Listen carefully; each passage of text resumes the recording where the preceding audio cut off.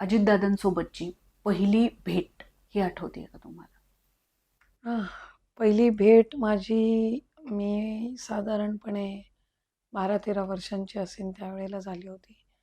आणि त्यावेळेला दादांचं म्हणजे नाही का असं अँग्री यंग मॅन आपण म्हणतो ना, तर तो त्यांचा एकदम फेज होता. कारण 99ला जस्ट राष्ट्रवादी काँग्रेस पक्षाची स्थापना झाली होती.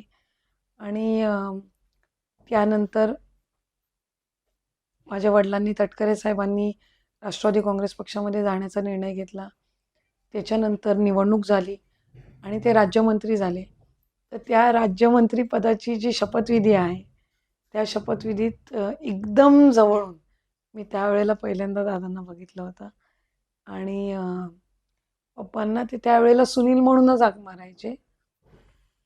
आणि म्हणजे त्यांच्या चेहऱ्यावर किंवा याच्यावर जो आनंद होता ना, की सुनील पण म्हणजे मंत्रिमंडळात आहे.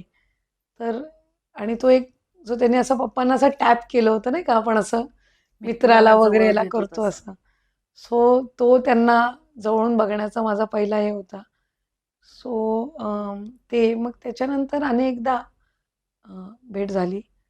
जास्ती भेट माझी त्यांच्यासोबत 2008-9 पासून वाढायला लागले.